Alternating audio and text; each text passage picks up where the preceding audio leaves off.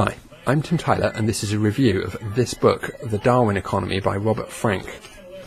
The book argues that Adam Smith's idea of an invisible hand in economics is a metaphor with some significant limitations, and that a Darwinian perspective shows how individual self-interest and group benefit are often in conflict, and that individual selfishness often leads to bad outcomes at higher levels. Frank's examples of unhealthy individual self-interest in biology include products of runaway sexual selection. He lists a number of examples, such as peacock's tails and oversized antlers. He compares these with similar wasteful processes in economics, such as conspicuous consumption and other forms of status display. Frank says that a Darwinian perspective predicts and explains such cases, while the idea of an invisible hand does not. These ideas are good, but they're only a small part of the book. Most of the book argues for making some economic changes in the light of a Darwinian perspective. The main proposed changes seem to be changes to taxation. Frank promotes the idea of sin taxes. He proposes that we tax total consumption directly, rather than directly taxing sales, and suggests a sliding scale where the rich get taxed more. He proposes taxing heavy vehicles, tobacco, alcohol, and emissions of carbon dioxide and sulfur dioxide. He pictures his main opponents as being libertarians who oppose most taxation. A substantial fraction of the book involved pointing out how crazy the libertarian positions are. I tired of this material rather quickly. Since Frank was preaching to the converted in my case, I can't take libertarian positions very seriously. The book is generally great. However, Frank spends a lot of his time on his libertarian critics and not enough time on other, more interesting criticisms. Frank seems to generally favour more taxes, but he doesn't spend much time addressing the question of how much taxation is the right amount. Cries for more taxation should try and address this question. Frank realises that countries with higher taxes will be unattractive places to run businesses. His argument about why this is not a problem invokes the idea that countries with lower levels of taxation are not such nice places to live.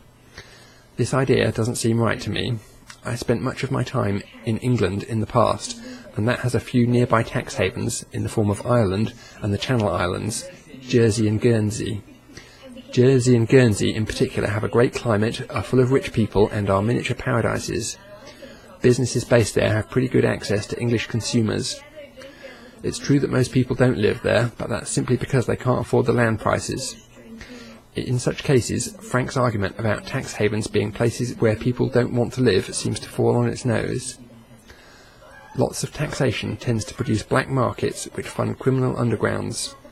Sin taxes can only be taken so far because this sort of effect starts to kick in after a while.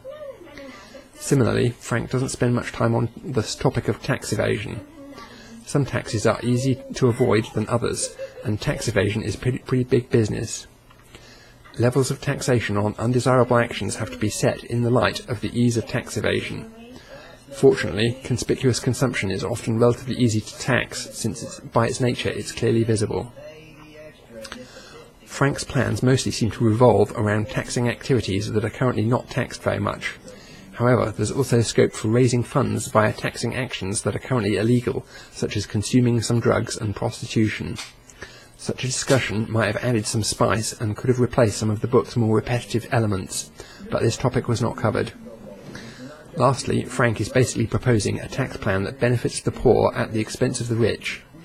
It is true that many people might vote for such a tax plan, but it's also true that other people might use lobbying, campaign donations, and so forth in order to oppose it. Politics, proverbially, is the fine art of getting money from the rich and votes from the poor while promising each that you will protect them from the other. Frank's proposed policies might get votes from the poor, but they probably won't attract much money from the rich, which decreases the chances of them being implemented. Despite spending his energy on some of the sillier criticisms of his ideas, many of Frank's proposals seem sensible. Consumption taxes are generally favoured by most economists, and a sliding scale that taxes the rich more makes obvious sense compared to sales taxes. Sin taxes are fairly common anyway, and the main issue is where they can be best applied. In summary, this is a pretty good book which should be read by anyone with an interest in how biological ideas apply to economic issues. Enjoy!